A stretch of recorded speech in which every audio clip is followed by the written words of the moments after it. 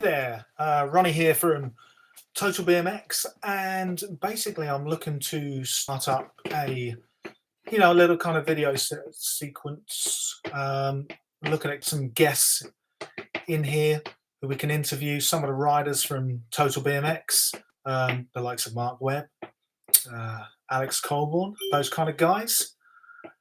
I've just noticed a big change in BMX over the last, I guess, 18 months. And I'm just wondering whether you've noticed it as well. I think things have got way more professional in some areas of the sport.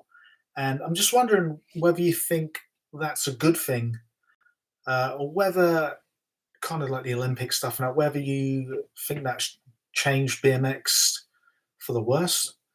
Do you even ride BMX anymore?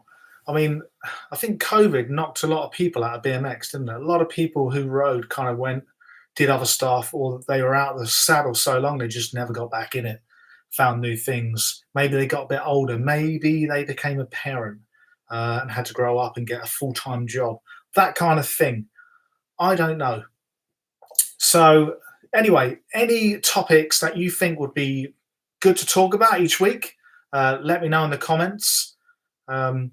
I'll talk about anything. If there's one thing that I'm quite good at, it's talking, which you will see.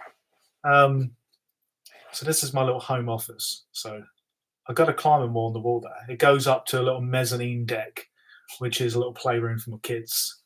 And on this side here, there's an old trophy there. That is from 1996 in Cologne at the Welds in the Vert. As we say, rider owned, rider run. It's truth. There's also some t-shirts and bits over there. But we need to get some new merch printed up, actually. We're getting really low on it. I give a lot away to friends and family and stuff. So it doesn't last very long.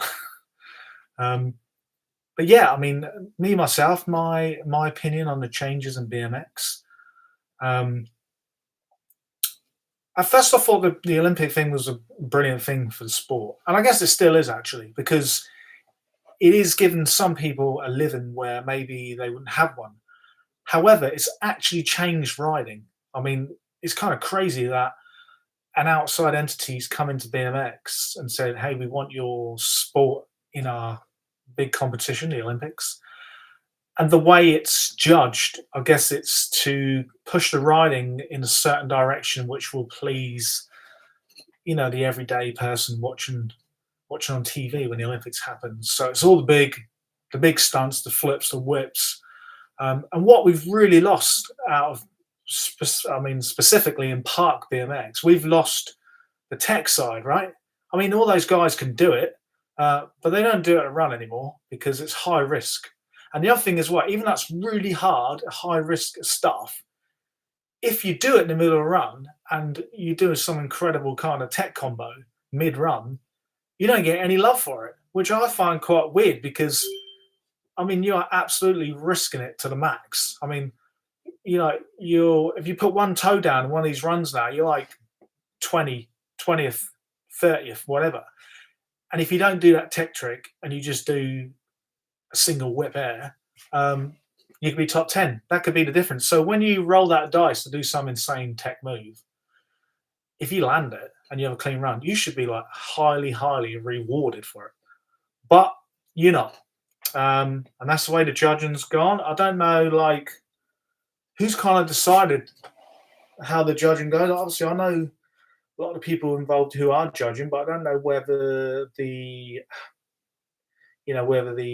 kind of Olympic people as such put pressure on to reward a certain type of riding, or whether just those judges think that doing an 8-foot triple whip air is better than doing, I don't know, a free whip to foot jam bar in or whatever it is.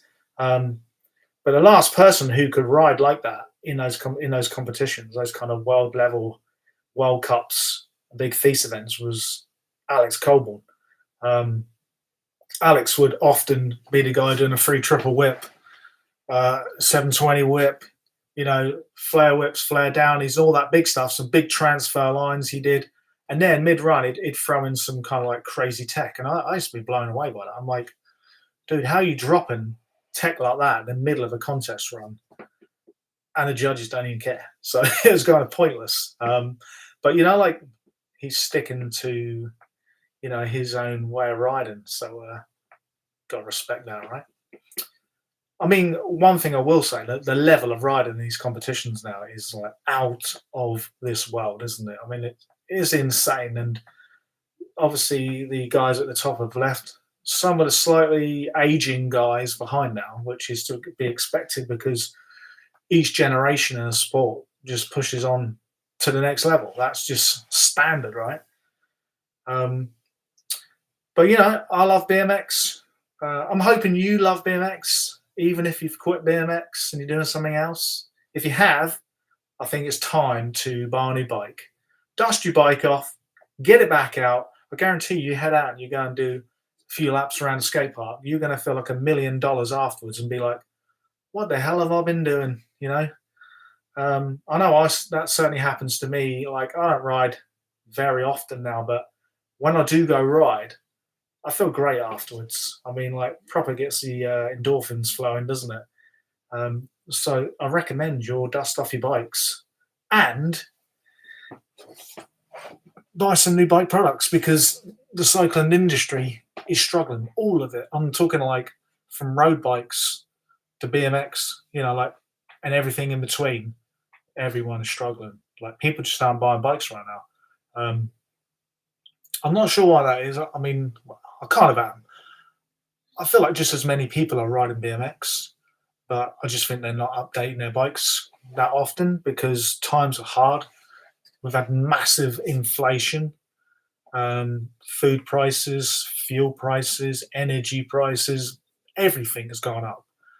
And I know in the news they'll say like, yeah, inflation's like 10%, but then that's not real life inflation. Real life inflation is when you go in the supermarket to buy some food and something's gone up 20% since last week, but then it had already gone up 20% the week before that.